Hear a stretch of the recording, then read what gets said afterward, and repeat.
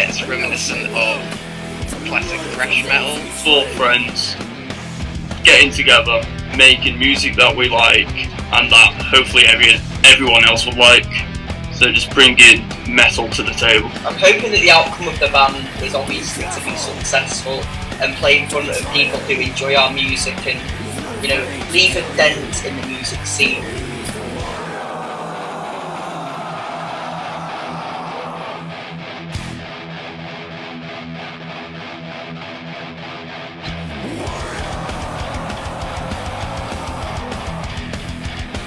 Originally it was me, Tom, Max. So Max was the original drummer of Steel Mage, and he wasn't right for the band.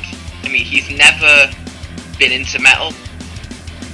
As we progressed further, he started disliking metal more and more. Awesome dude. Still friends with him, still talk to him. I mean, he was just not really committed with it because, like, we wanted this to, like, go ahead, if you know what I mean. So we just said to him one day, look mate, you're not really active. It'd be for the best if you consider what your priorities actually are.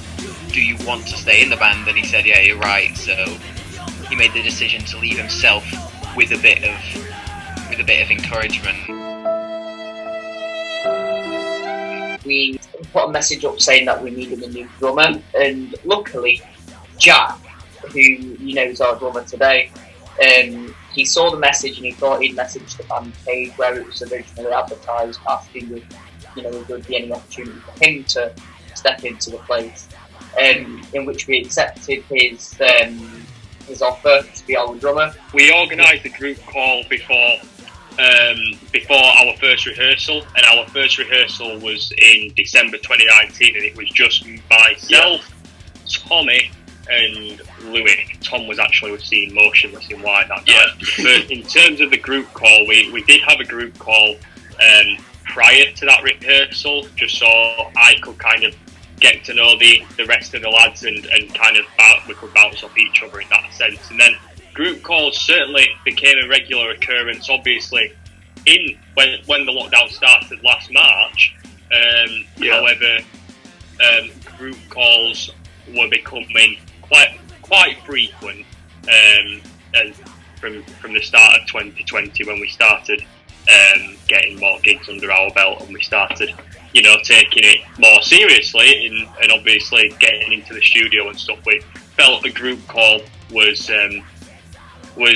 certainly easier, but it was fun. It was good, and it was nice to, it was a good laugh, and it was nice to, you know, chat and get to know the other lads. So it was like definitely really cool. I mean, obviously we had like plenty of times like where we did many group calls. This is like where we could even bring ideas to the table for like music at that time, which we actually did. And like roughly around March, the end of March, when all of the original lockdown went into place, you know what I mean?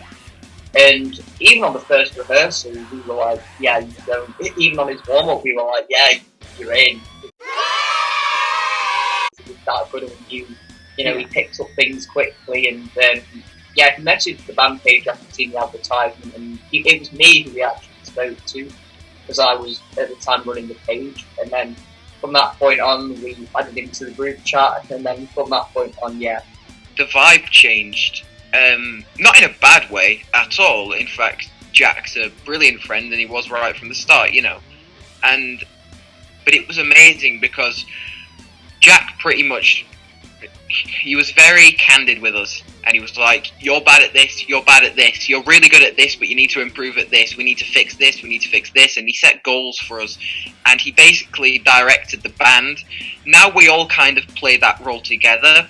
Like, we can all say to another member of the band, this bit wasn't great. Jack was basically the push that we needed, because he fixed all our mistakes and he gave us things to work towards, you know what I mean? We love you, Jack.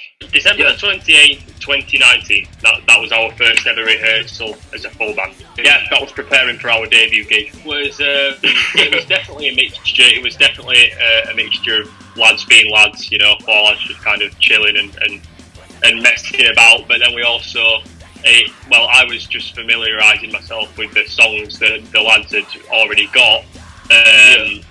So that was that, and I was learning those songs. So I had to kind of get my head down and think, right, I need to try and get these because we've got a gig in like 2 weeks.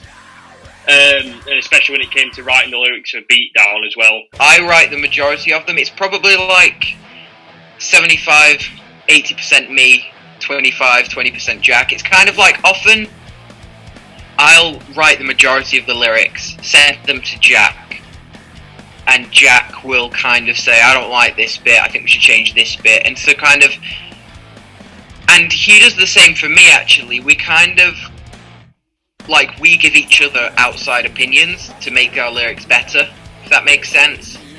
And then we propose them to Tommy and Tom, and they always love them. So there's been no issue with that so far, and that is generally how it works. Usually we'll kind of, one of us will have an idea or we'll find some inspiration in the day, we'll message the other and we'll be like, right, so tonight at 1 AM, let's start a conversation on Snapchat and we'll get these lyrics finished, something like that, you know. We don't actually disagree on music that much because Louis, for our new material, Louis certainly leads in the writing process in terms of guitar work. So he'll present a riff to the table, and Tommy's a massive fan of Louis and his playing, and I love Louis' playing, and Tommy just goes with the flow really. So in terms of music, we don't disagree there too much. Song titles can definitely strike up a bit of a debate, certainly a debate. There's nothing that he's ever made, there's not a drum part that Jack hasn't made, there's not a guitar part that Tom hasn't made, or a solo that I not really enjoyed, you know. They've never made anything that I've not hated, that I have hated. I mean, the way you worded that, you've all got to be a similar skill level. You've all got to have, you've also got to have the same drive. You've all got to be driven, and you've all got to be not similar people, but you've all got to get along and be friends.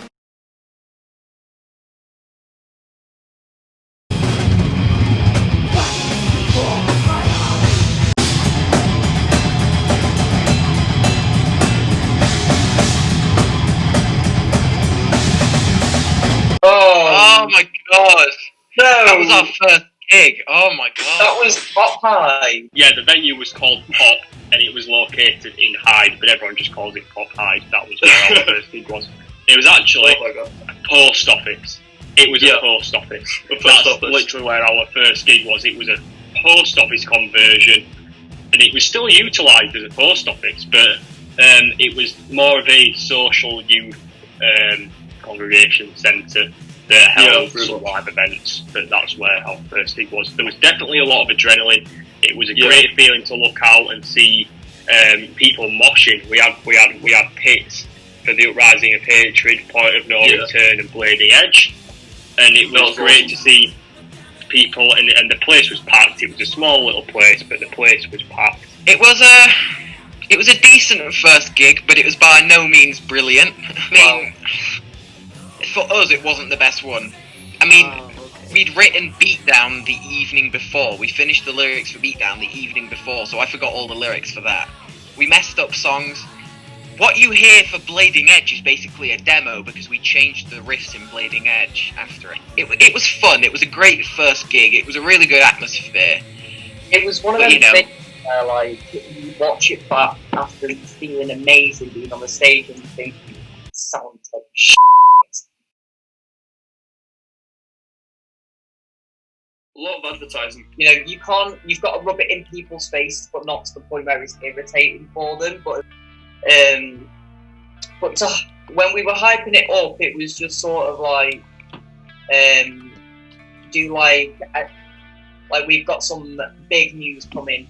March the 5th came round, we dropped Beatdown and we announced the Rising of Hatred. Beatdown, if we were fortunate enough to get tens of thousands of streams in the first month of release, and a lot of pre-orders on the EP, which we're eternally grateful for. And as soon as it is released, it's like a huge weight lifted off your shoulders. But what's annoying for me about having a release ready but not being able to release it yet is having to keep it quiet. I want to talk about the new songs. So many times to people I almost mentioned mandatory detention, and they would have been like, wait, what's mandatory detention? I was like, no.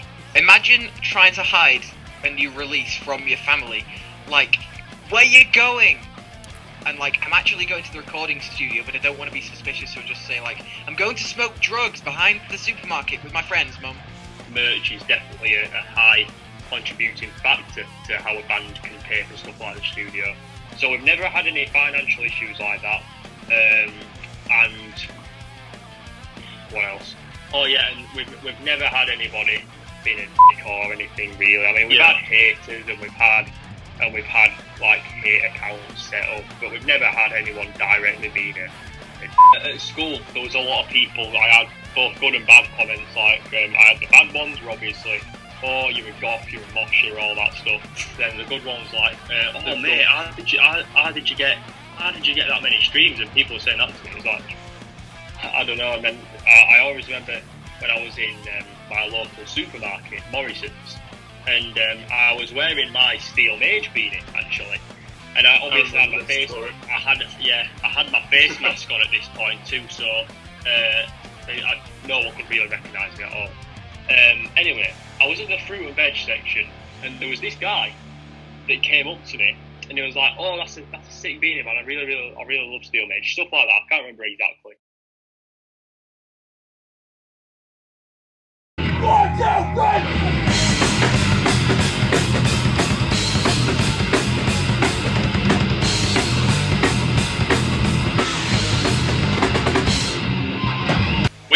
We were blessed. We played the last ever event at the Alma, and there was actually a story here. Is the Alma was meant to be our next gig after Factory Music Rooms in Barnsley. Yeah. That was our first show in Barnsley. We were meant to have our first. We were meant to have our first show in Bolton, which was at the Alma, supporting Asleep at the Helm. We were meant to have that in April. Yeah, a lot of other great bands. It was an all-day event, and we were going to be opening. Because we were kind of like no one had ever heard of Steel Mage then at all. Yeah. Like we contacted the promoter, and we were like, is there any potential gig opportunities? I kind of felt guilty because that venue's been around for decades, and then it was our show that got it shut down. Fortunately, it's coming back under new management. Next year, I believe. No, actually, this year. It was next year in 2020. So sometime this year, I think it's being reopened under new management, but I'm not sure when, because obviously England's back under lockdown now. Yeah. So I'm not sure how that worked. But yeah, it was a show that we were playing at. It was a lineup of like, I can't remember how many bands, like 9 bands, I think, maybe 9 or 10 bands, and and we played at that show. And then the Alma got, I don't know, well, it got shut down, obviously, but I don't know if they had some criminal charges even, but I kind of felt bad about it. But it's kind of cool that we're in the Alma's history like that. From this evening, I must give the British people a very simple instruction. You must stay at home. Must stay at home. Stay at home. Stay at home.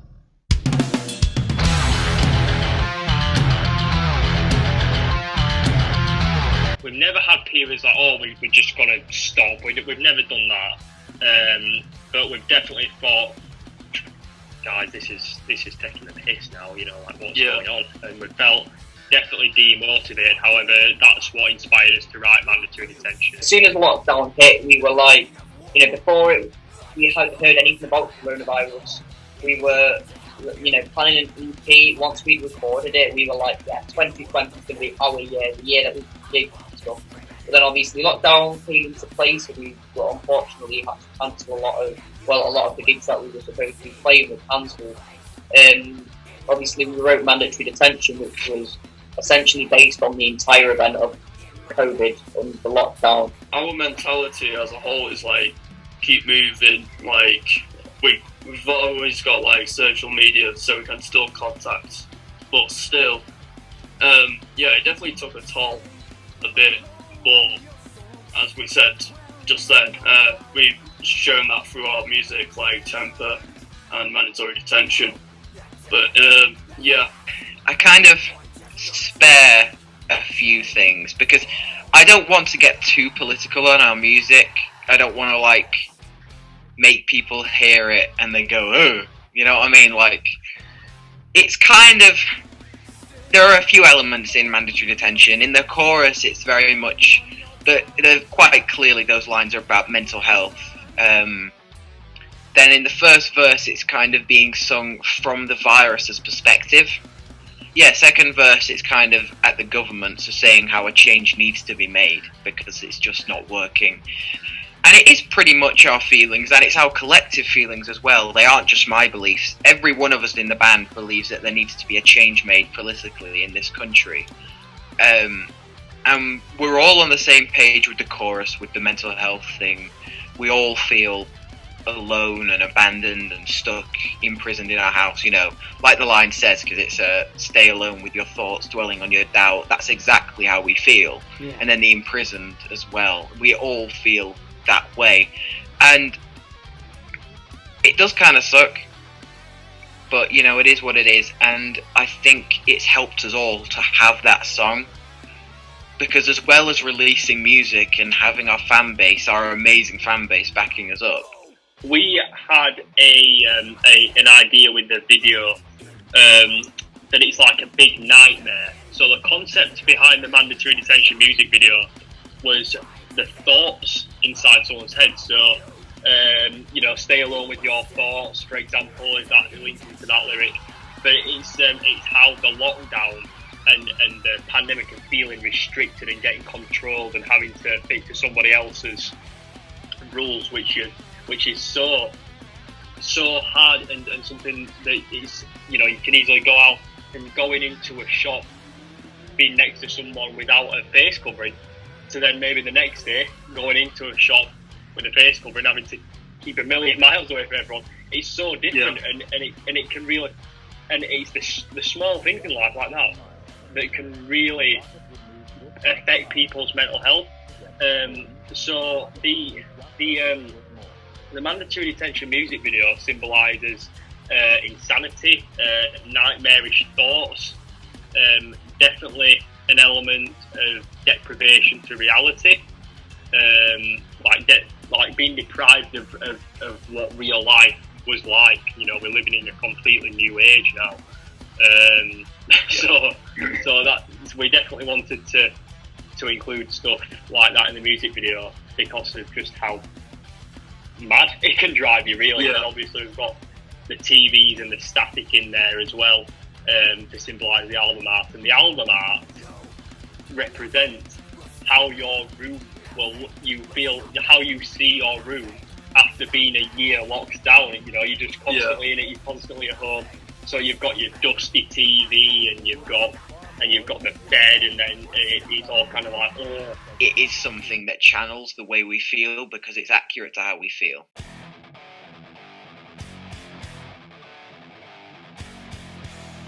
I hate the lockdown, but 2020 was everything for us. You know, we did our first gig in January. 2020 as a whole, I'd say that was a massive achievement. Like, well, bearing in mind COVID was about, but like, it brought the band closer. It can be very demotivating, but because of some news that we've received on many occasions, we are very optimistic, and we just cross our fingers that things and the gigs that we get opportunities to play aren't going to get postponed. We have a lot of things coming. We have, you know, I'm not going to give away details or anything, but we have gigs booked. We're booking more gigs all the time. We do have music in the works, you know. We've just released Mandatory Detention. It's doing well. It's going up in streams quickly. We're always selling merch. There are a lot of good things. But then at the same time, there's a lot of negative things as well. There are a lot of things that make me doubt sometimes. And Yeah. I'm not going to go into detail because it can be personal things, and I don't want to share them. But there are things that happen that will make you lose hope. But the majority of the time, when I really think about it, there's so much more good than bad, and it really puts it into perspective.